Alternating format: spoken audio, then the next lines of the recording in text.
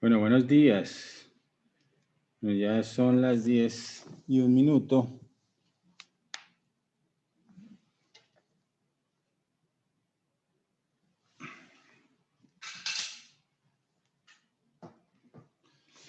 Son las 10:01.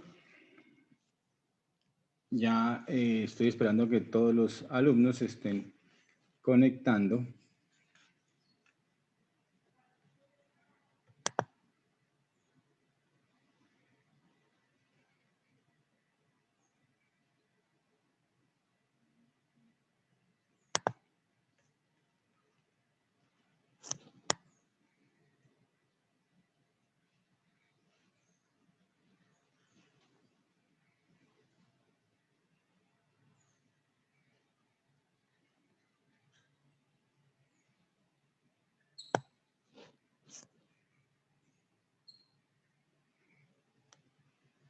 Bueno, no estoy viendo que se estén conectando.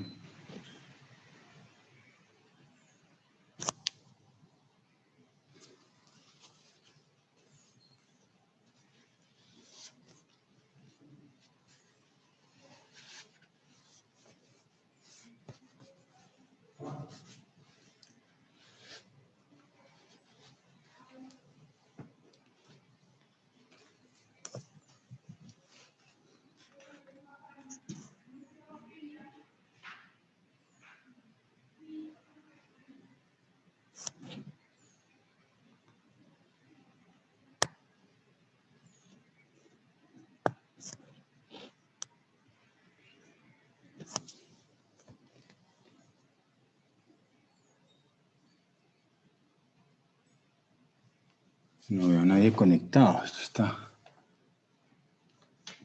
complicated.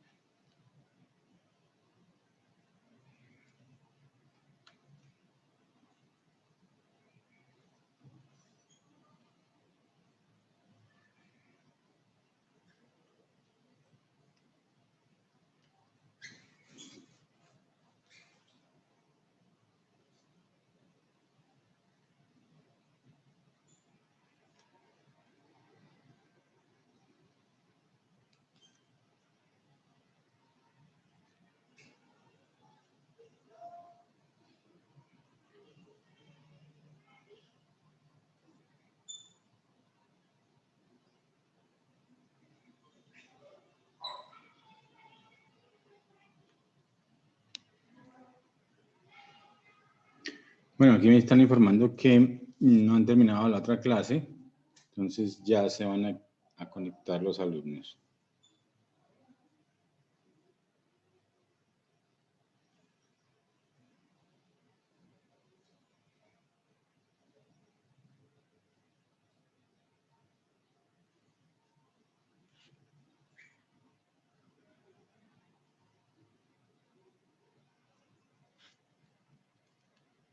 Vivimos en una sociedad, un mundo marinado en el culto a la juventud, donde joven es igual a mejor, donde envejecer se ve como una maldición, donde ser mayor puede significar ser excluido en todas partes. Y a mi juicio ha llegado el momento de dejar de aceptar estas mentiras, ¿no?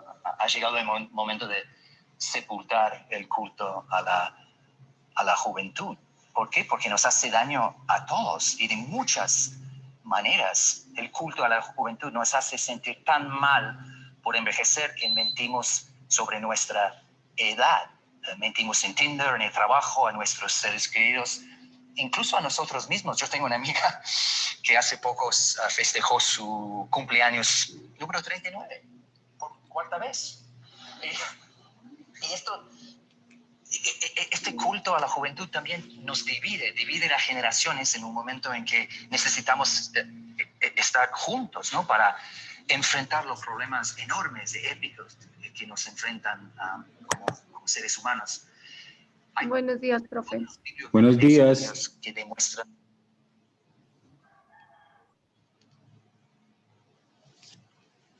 ¿Sí me oyen bien? Sí, profe. Que estoy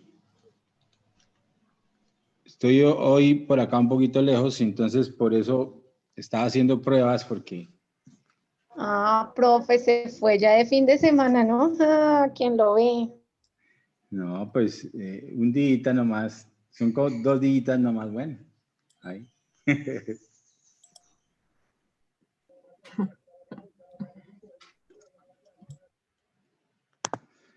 Bueno, ¿cómo vamos, muchachos?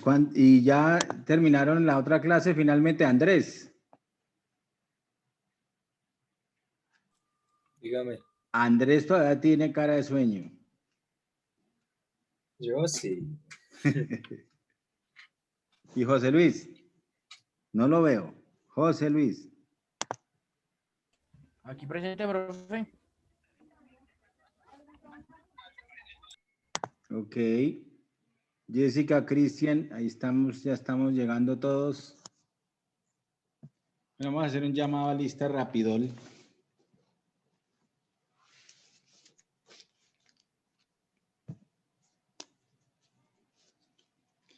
Jessica Galvis. Presente, profe. Ok, gracias. Erika Alejandra. Presente, profe. Ok.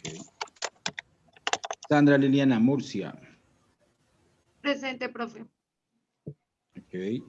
Cristian. Cristian Presente, Parra. profe. Presente. Cristian Arley. Finalmente, ¿tú eres Arley o Aeley? Arley. Arley. Tienes que escribirle ahí a registro y control para que te cambien ese nombre, porque pareces Aeley. Emily Sainz. Presente. Paula Fernanda Tibaduiza.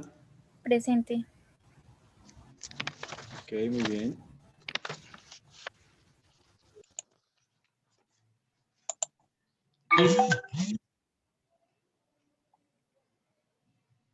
Gina Paola.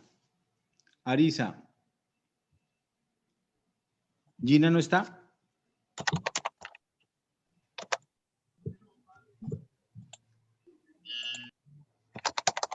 No, Gina no está.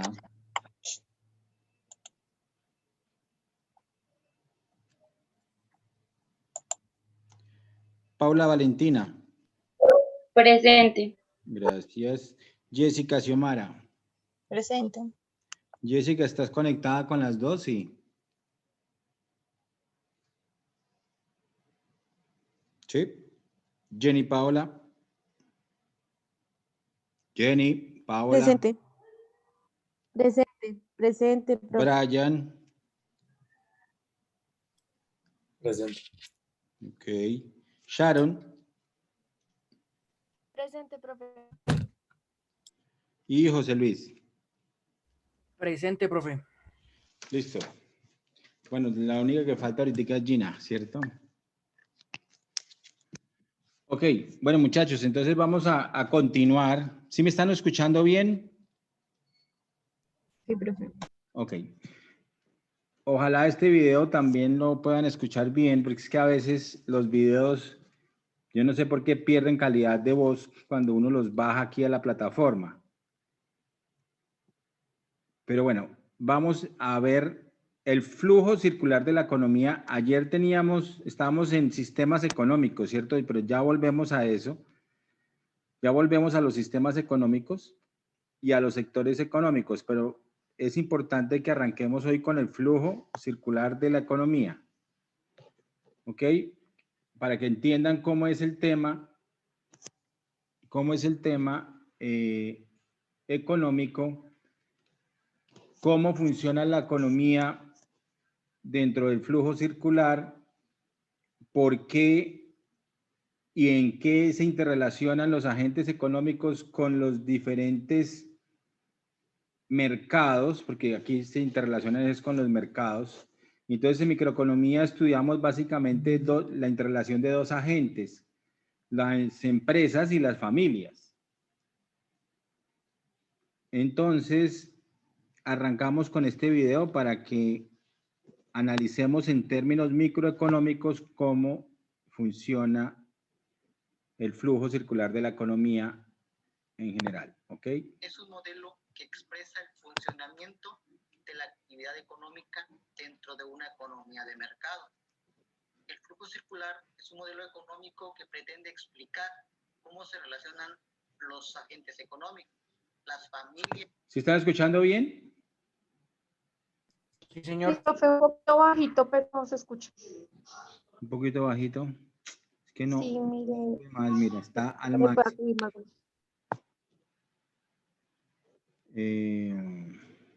Está al máximo ahí. Bueno. Que son los consumidores, las empresas, son los productores y el sector público o Estado. Entonces, este modelo nos ayuda a comprender de qué manera estos tres agentes interactúan en la economía. Para ello, vamos a tomar algunos supuestos en cuenta. El primero es que se trata de una economía cerrada, es decir, no hay exportaciones y no hay importaciones. Las familias gastan todo su ingreso. No hay mercados financieros. No hay comercio internacional. El primer agente económico de este modelo son las familias. Entonces, miren Todo su ingreso. miren lo importante de esto. Estos son los supuestos en el flujo circular de la economía. Quiere decir que este es el ceteris paribus, ¿cierto? Acuérdense del ceteris paribus. Entonces, para que funcione el flujo circular de la economía, hay unos supuestos donde esta economía es cerrada, es decir, que no tiene exportaciones ni importaciones, es decir, bueno, ahí hay una palabrita que me gustaría que analizaran. Vamos a ponerla aquí en el chat, que se llama la autarquía.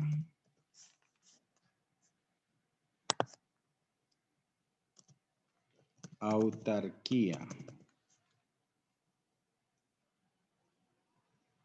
Entonces, me averiguan esa palabrita a ver qué significa en términos económicos para el martes. Bueno, listo. ¿Es martes? Sí, martes. Las familias gastan todo su ingreso, es decir, no se quedan con nada. ¿Lo gastan en qué? Acuérdense en qué se lo gastan las familias, cuál es la principal función de las familias, de los individuos en la sociedad. Eso lo vimos. ¿Quién se acuerda? Jenny, ¿no te acuerdas?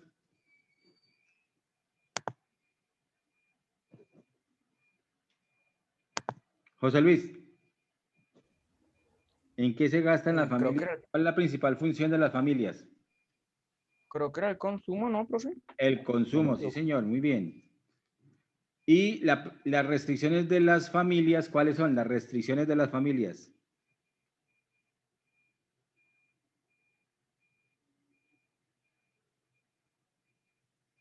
Emily,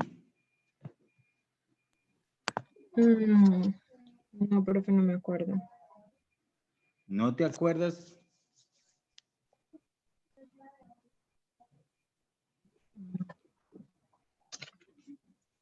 ¿Qué hacen las familias normalmente? Consumir, ¿cierto? Pero entonces, ¿las familias de dónde obtienen sus ingresos? De sus, normalmente de Sueldo. sus salarios, ¿cierto? Por la mano de obra que están aportando en la sociedad. Ustedes salen a trabajar, o pues sus papás, por ejemplo, en este caso, porque ustedes son muy jóvenes, hasta ahora, digamos, están entrando en todo el tema de estudio y están preparándose para salir a un mercado laboral, ¿cierto? Entonces, sus papás salen todos los días, me imagino, normalmente, a trabajar, y cuando salen a trabajar, ¿cierto? Llegan con un salario, y ese salario, pues son los ingresos de la familia, ¿cierto? Ahora, por eso es que las familias les toca trabajar debido a que el costo de vida se ha elevado, que el consumo se ha elevado, entonces toca buscar más ingresos. Normalmente antes solamente salía el papá, normalmente salía era el hombre, digámoslo así, a trabajar, ¿cierto? Ahora salen todos a trabajar, inclusive los hijos, cuando los ingresos a veces son escasos, son difíciles, no hay trabajo, entonces se apoya en el tema familiar, ¿cierto? Vea que hay una cosa que me hace acordar que los judíos sí tienen eso en las familias. Los judíos se apoyan mucho en las familias, como los sirio-libaneses también. Si hay alguien de la familia, inclusive ellos hacen como una especie de recolectas, ¿no? Para entregárselo ya cuando el hombre tiene cierta edad y quiere salir o está saliendo al mercado laboral y le dan como una especie de dote, ¿cierto? Para que ponga un negocio, para que se desarrolle, para que, ¿sí? Nosotros los colombianos todavía somos, pues según las estadísticas y según los análisis del DANE. Bueno, lo último del DANE, ¿qué fue lo último que dijo el señor del DANE ayer o antes de ayer? Que es que estábamos ya en la parte más baja del ciclo, que ya habíamos tocado fondo, no sé si lo vieron. Eso en el, No, en el profe, no lo periódico, vimos. en La No, profe. República. O yo no lo vi. Yo no veo noticias, profe. No, pues toca ver de cuando en cuando, no siempre, porque es que las noticias son importantes para saber uno en qué parte del mundo y cómo está evolucionando el mundo, hay que también estar pendientes de eso. Y leer noticias económicas y de finanzas, porque pues eso es importante, entender dónde dónde están, digamos, las oportunidades, ¿no? Oportunidades del mercado. Bueno, entonces, el señor del DANE dijo eso, que ya habíamos tocado fondo, es decir, que estábamos en la parte más baja de la crisis, es decir, que en este momento, según lo que él ha planteado, es que la economía ya le queda una etapa de crecimiento. O sea, empieza de nuevo la recuperación económica. O sea, ya hemos tocado fondo porque O sea, que es bueno. los 2 trimestres hemos tenido pérdidas. Entonces, técnicamente, estamos en recesión.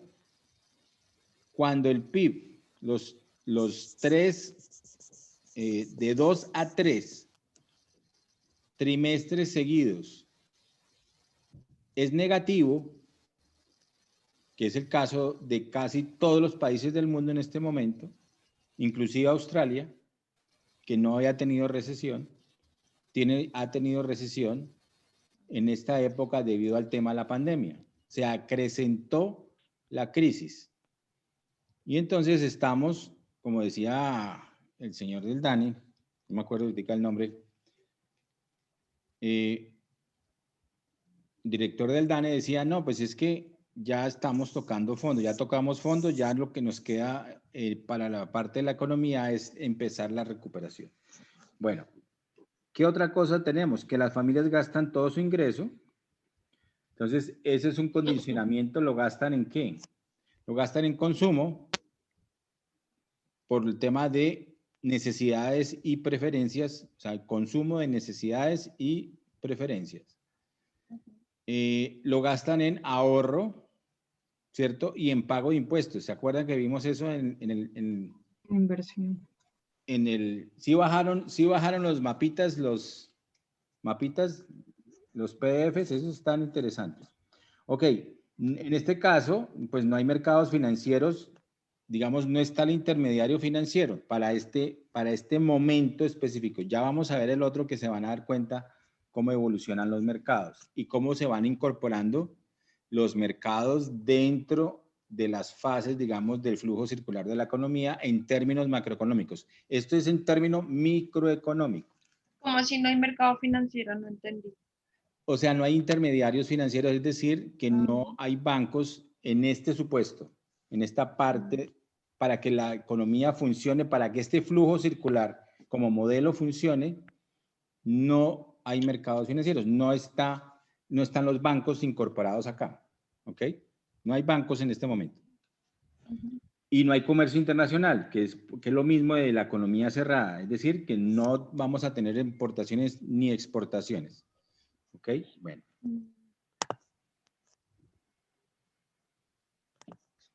No hay mercados financieros, no hay comercio internacional. El primer agente económico de este modelo son las familias. Son las familias. El papá, la mamá, los tíos, los hijos.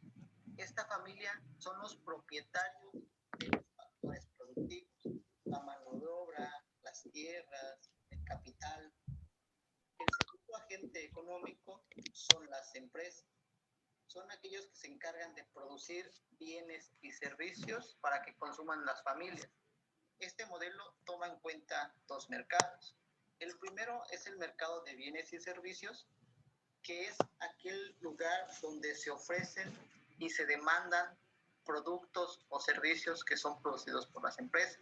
Es decir, en este lugar hay una compraventa o un intercambio, ¿no? Las familias compran, las empresas venden. El segundo mercado es el mercado de factores de producción.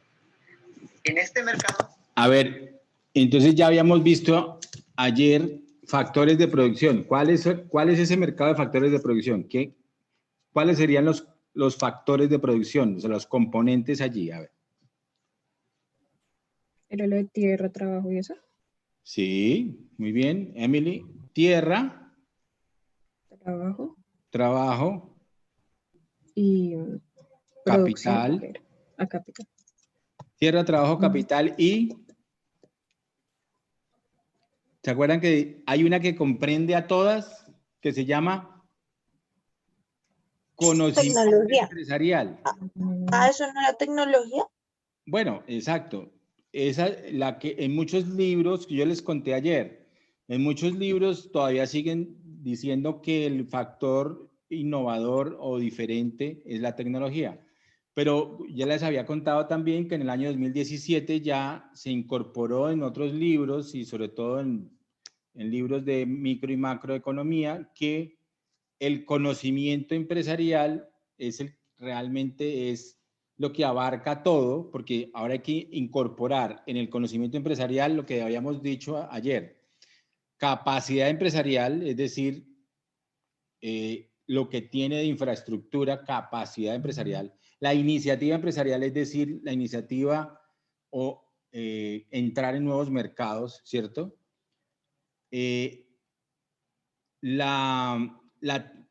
Utilizando la misma tecnología o mejor tecnología, la innovación, la investigación y el desarrollo, ¿cierto? Y el conocimiento empresarial es eso, unir y utilizar todos los factores, inclusive los tres factores que son tierra, trabajo y capital, ¿cierto? Con la tecnología, con la innovación, con el desarrollo para lograr de nuevo obtener más conocimiento y a través del conocimiento empresarial obtener los beneficios que requiere el empresariado como tal, ¿cierto? Entonces, pero esa son la retribución al cuarto factor de producción que dijimos que son beneficios económicos, rentabilidad, ¿cierto? El cuadrito, ¿sí se acuerdan del cuadrito? ¿Qué dijimos? Esa retribución, la retribución a ese factor de producción que es el conocimiento empresarial. ¿Profe, era tierra y qué? No, acuérdense. El anterior, el tercer Tierra, trabajo, capital. Conocimiento. Son los tradicionales. Los originarios de la riqueza son tierra, trabajo. Después dijimos que los no originarios eran capital y conocimiento empresarial. Acuérdense del cuadrito. ¿No han copiado? Muéstrame. Ya, el de... ¿No copiaron ayer? Sí, copié, pero es que yo ni me entiendo. Dice, ¿el cuarto es el del sector de transformación o eso es otra cosa? No, eso es otra cosa. Ah, no. Factores de producción. Pero usted me dijo que el cuarto era capacidad, yo me acuerdo, me corrigió como 30.000 veces, porque dije tecnología. Exacto, capacidad empresarial, muy bien. Pero entonces decíamos que era mejor el conocimiento empresarial, que abarcaba todo. Conocimiento empresarial abarcaba iniciativa empresarial, capacidad empresarial, ¿cierto? Entonces, el mejor era poner conocimiento empresarial uniendo todo, es el que tiene todo. Tiene la tecnología, o sea, tiene que usar la tecnología, es el empresario como tal. Fíjese que la microeconomía va al detalle de cómo los agentes se interrelacionan. Entonces, fíjense que aquí está el flujo circular de la economía entre estos dos agentes, ¿cierto? Que obviamente hay el siguiente agente. ¿Cuáles son los agentes económicos? A ver, eso también lo vimos ayer. ¿Cuáles son? Agentes económicos. Profe, producción, distribución y consumo. No, están confundidos. Esos son los factores. Son familia, empresas y mercados. Familia, empresas. Estado. Mercado. ¿Mercado o empresa? No, familia, empresas, ¿cierto? A nivel microeconómico, ese se vuelve otro agente que serían los mercados que se interrelacionan, pero los agentes los vimos ayer bien claritos que son familias, ¿cierto? O la economía doméstica, familias, las empresas, el Estado como agentes, o sea, los que mueven, los individuos que principalmente mueven, pónganlo como desde ese punto, son agentes, son entes, ¿cierto? Que mueven la economía o que se interrelacionan en la economía. Entonces, normalmente están las familias. Las familias, las personas. Sí. Pero las familias son, las personas y los individuos y estas organizaciones, yo les decía, son solamente parte de las economías domésticas, o sea, las familias. Entonces, las familias es un agente. Las familias, las empresas, el Estado y el sector, pero es el sector externo, creo. El sector externo, muy bien. Entonces, son esos 4 agentes en toda la economía que se mueven así. Los 4 agentes de la economía. Mercados. Aquí tenemos mercado de bienes y servicios. ¿Qué serán el mercado de bienes y servicios? O sea, eso sí, sí lo vimos. Eso es lo de... Bien, o sea, bienes, pues las cosas que se hacen y servicios es lo que se ofrece. O sea, un restaurante. Sí. Entonces uno podría mirar ahí que ese mercado de bienes y servicios va acorde con las actividades económicas, ¿cierto? Con las actividades económicas. También vimos las actividades económicas. ¿Cuáles son esas actividades económicas? Primaria, secundaria, terciaria, cuaternaria, quinaria. ¿Esa sí fue la que yo estaba leyendo ahorita o no? Exacto, Tampoco. es así. La de extractivo y agropecuario. Exacto. ¿Sí? Materias primas transformadas. Eso, muy bien. Entonces, fíjense que todo está interrelacionado. Lo que estamos hablando, hemos ido desmenuzándolo, pero lo hemos venido aclarando para que ustedes entiendan cada cosa. Entonces, esa interrelación es lo que llamamos la microeconomía, ese análisis de lo que está pasando entre uno y otros, es lo que llamamos, es la economía, es el análisis de la economía a nivel microeconómico. Entonces, acá tenemos el flujo circular de esta economía con estos ceteris paribus, que son las anteriores supuestos o condiciones, es decir, esos son supuestos o condiciones para que funcione ese modelo de flujo circular del ingreso, ¿ok? Entonces tenemos familias y empresas. Entonces, primero son esa interrelación entre familias y empresas. Las familias, entonces, ¿qué dan? Las familias dan... Las familias son los consumidores, ¿sí? Son los consumidores. Entonces, si nos vamos entre aquí, ahorita lo van a revisar, pero para que lo vayan analizando. Pues tenemos familias y empresas. Las empresas que ofrecen, van ofreciendo al mercado de bienes y servicios, pero de acuerdo a lo que las familias consumen, ¿cierto? Entonces, las familias su principal función es consumir. Las empresas, su principal función es producir. Entonces, véanlo como está la interrelación acá. ¿Y a través de qué? Las familias que dan, pues a través de factores de producción, pues las familias son las proveedoras de la mano de obra. De la mano de obra. Y aquí es que nacen los trabajadores de las familias, ¿cierto? Y también ofrecen ¿qué? Tierra, trabajo, capital, ¿sí? Pero principalmente es el factor, es el factor trabajo, es el primero que uno analiza acá, a este mercado de factores de producción. Y la empresa, ¿qué está haciendo? La empresa es el empleador que está necesitando esa mano de obra, ¿cierto? Entonces, ahí está la interrelación. En términos de la mano de obra, las familias son... Trabajadores. Productores. Proveen esa mano de obra a las familias. Y las empresas son las que necesitan esa mano de obra. Fíjense que así es que funciona el modelo. Pero ahora miren la situación, con esta cuarta revolución industrial y la automatización, pues las familias se están quitando de encima, entre comillas, mano de obra humana. O sea, este mercado de factores de producción tradicional, cuando ha venido funcionando durante todos estos, son casi 3 siglos,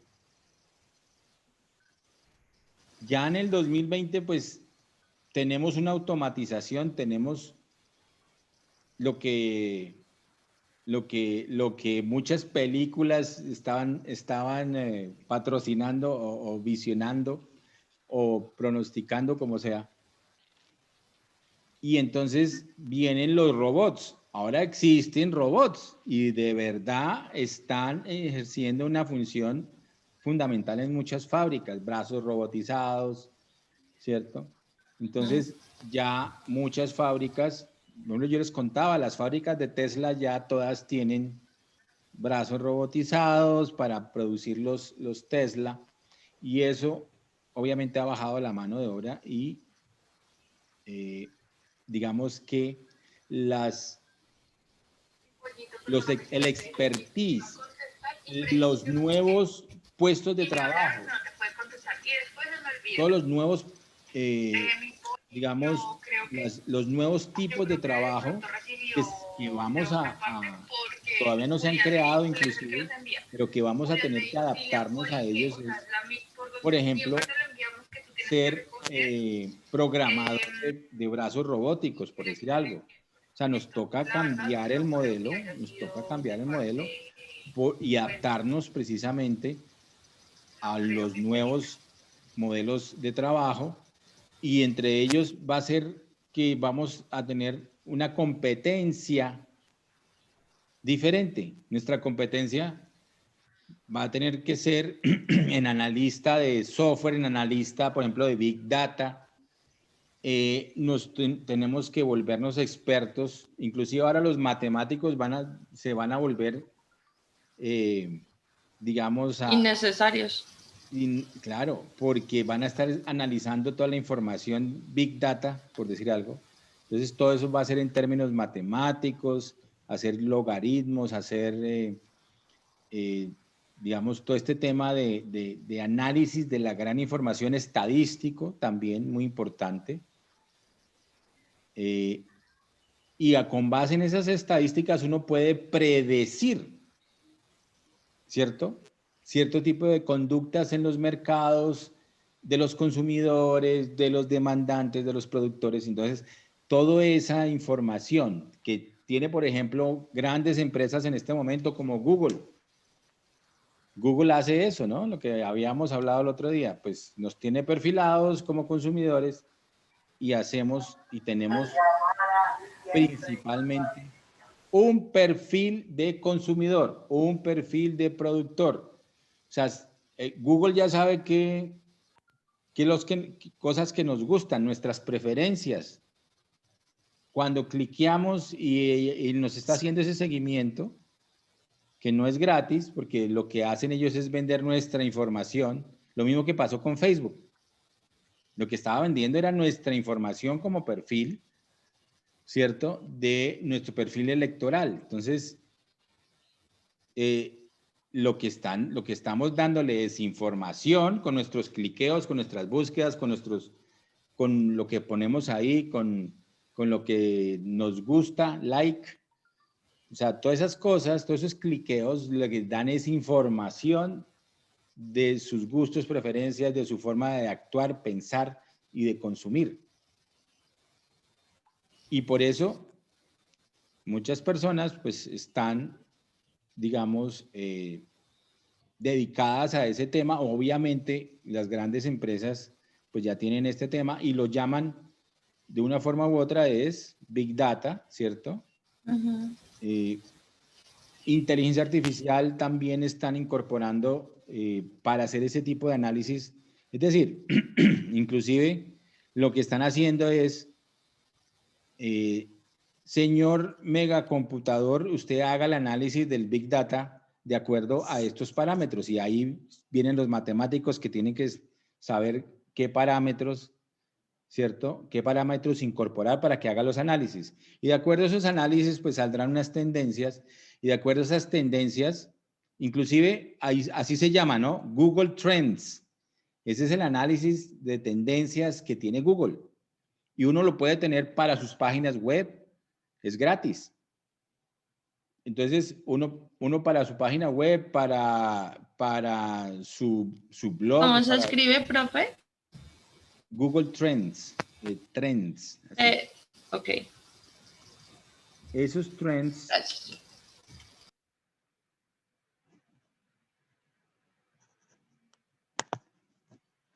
A ver, por aquí voy a escribirlo.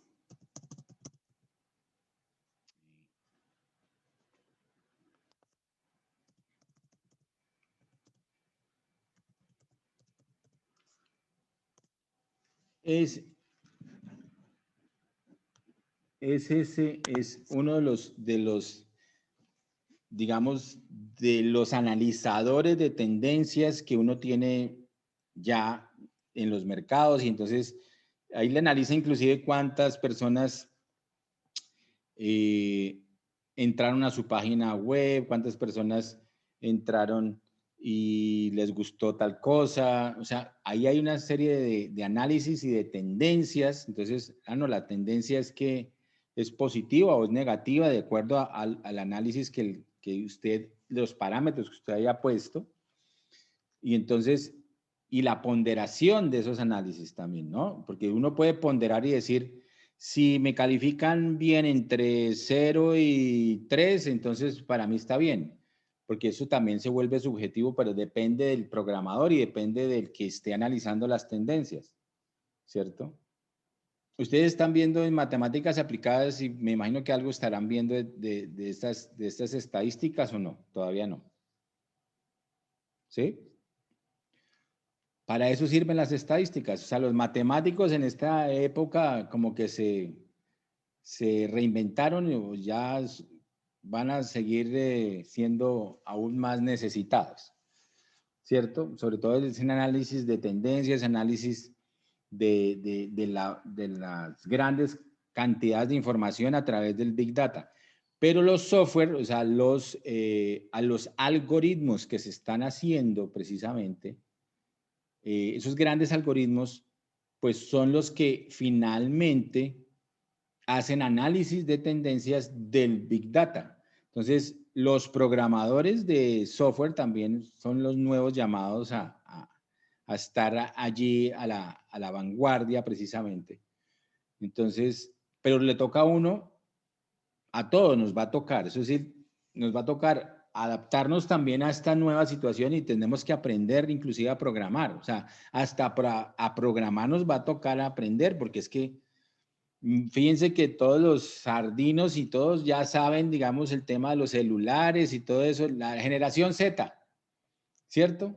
Ellos, como dicen, nacieron con eso debajo del brazo. Ya tienen el computador, ya saben. Mis hijas, mira, yo tengo una hija, 2 hijas pequeñas, una de 15, 16 años, pues ya adolescente, y una niña de 10. Y la niña de 10 nos da cátedra a todos de cómo se mueve el berraco computador, el celular, el software y el juego y todas esas cosas. Ellas se lo saben ya al derecho y al revés. Entonces, nos tiene una ventaja tremenda. Y ellos, pues para ellos eso es como dicen, digitales nativos se llaman, ¿no? Que ya nacieron con el tema digital.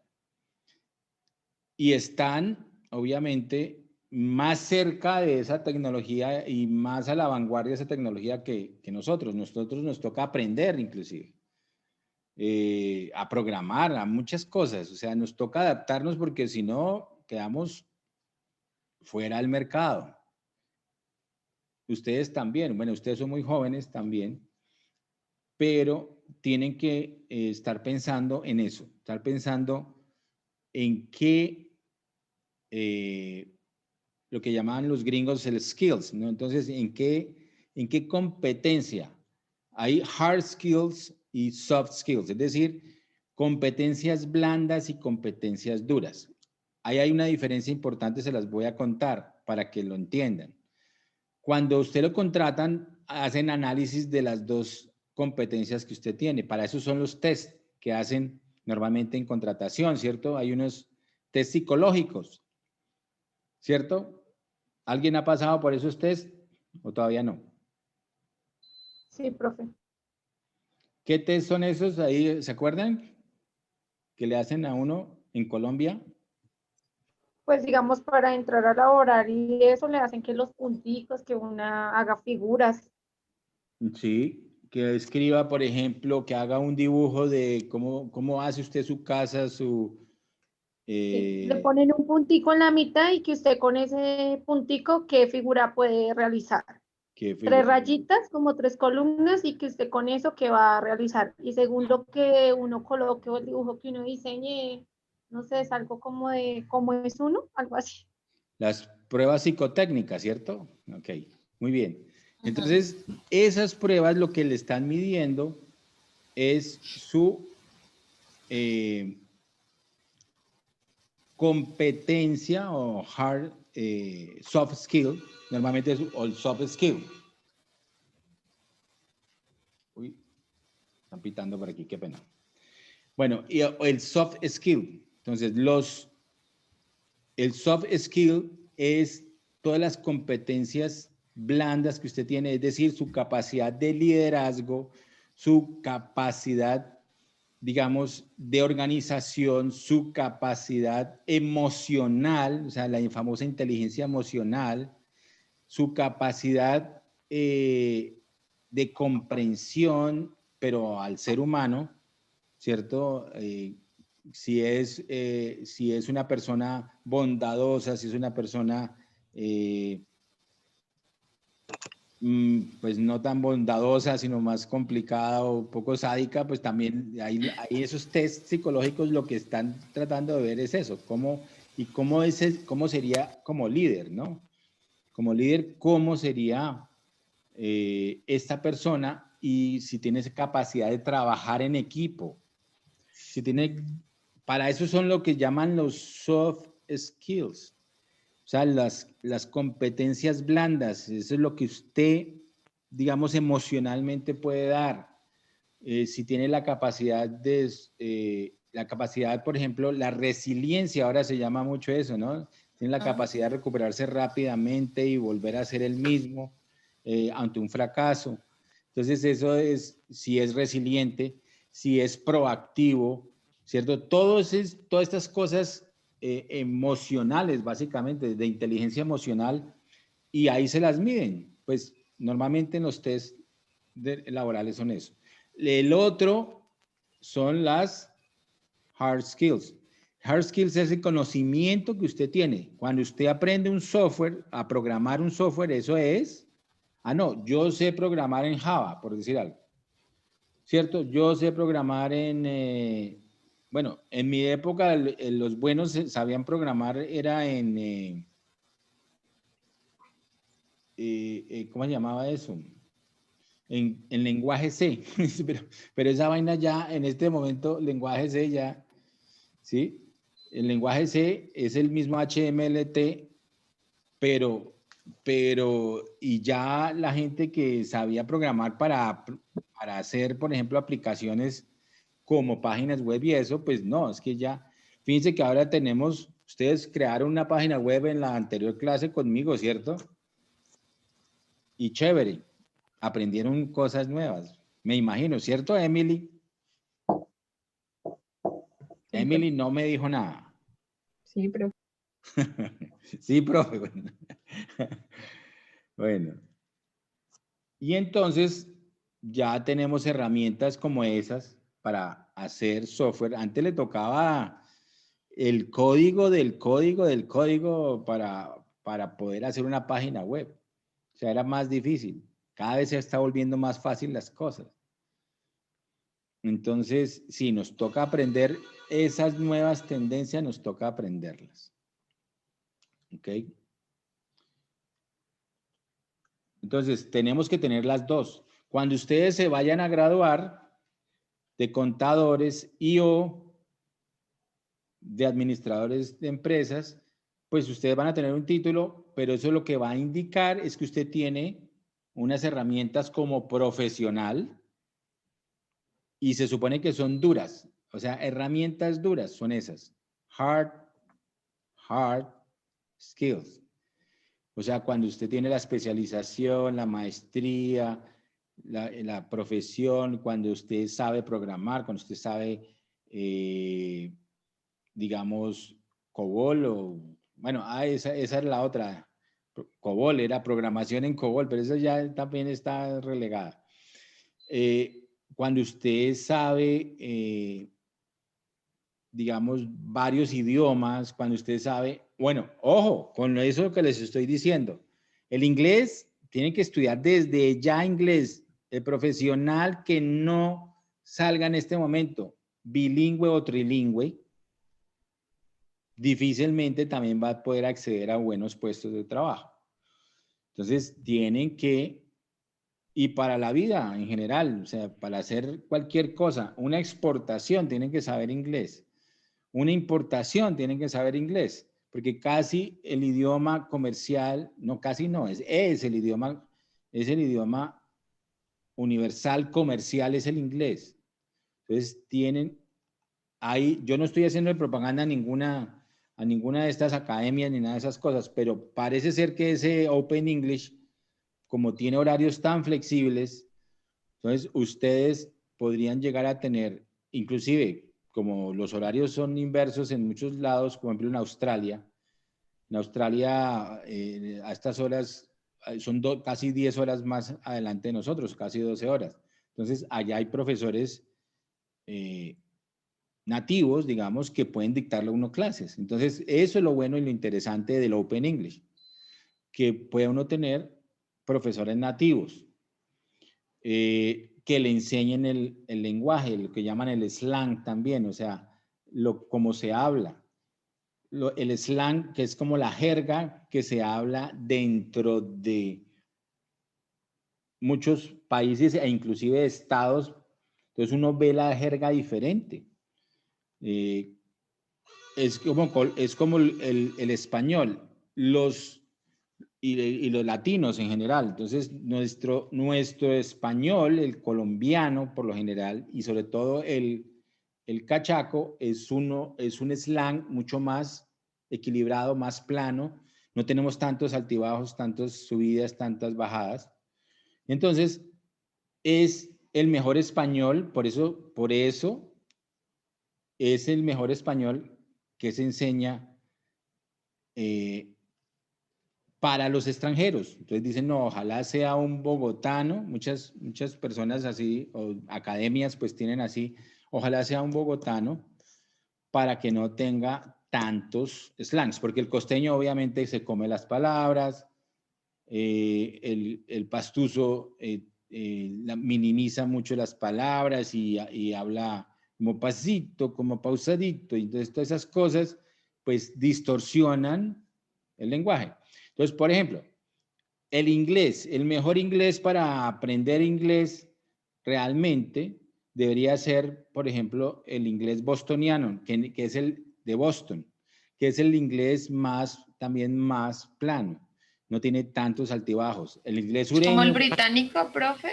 ¿Perdón? ¿O no es diferente? ¿Como el inglés británico o es diferente? Es precisamente viene de ese inglés británico. Lo que pasa es que el inglés británico pues debería ser el mejor, ¿cierto? Si uno lo ve en términos de entre inglés americano e inglés británico, tal vez aprender el inglés británico sería mejor en términos de oído. Y por eso el inglés de Boston, porque es donde arrancaron, a diferencia, por ejemplo, que el inglés neoyorquino, porque el inglés neoyorquino desafortunadamente ya tiene demasiados slangs de muchos países e inclusive de los latinos. Entonces, hablan con algunas fallas estilo el lenguaje latino. Entonces, lo que recomiendan, por ejemplo, en los institutos, así pues que yo he hecho el análisis, es que sea un inglés o el inglés británico, londinense, por ejemplo, que es como también muy plano, pero el inglés, digamos, más comercial es el americano. Y habría uno que mirar que ahí hay inglés, por ejemplo, en Chicago, en Washington, pues que hay academias para eso, pero hay unos ingleses, por ejemplo, el inglés en la Florida, pues sí, uno también puede ir a la Florida a aprender inglés, pero desafortunadamente pues hay demasiado latino y hay ya inclusive hay hasta Spanglish, ¿no? El famoso Spanglish. O sea, hasta combinan palabras en inglés y en español.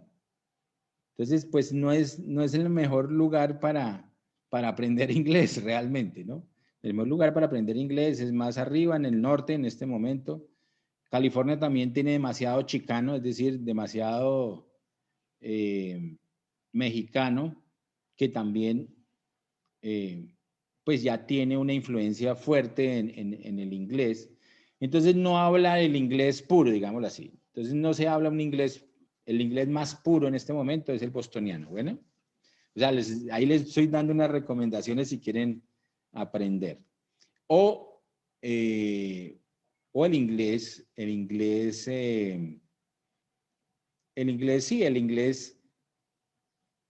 de Londres puede ser. Profe. Señora. Profe, no se le escucha bien. Señora, ¿se nos fue? ¿Qué pasó? ¿Se nos fue el internet? Congelado. Sí, aló.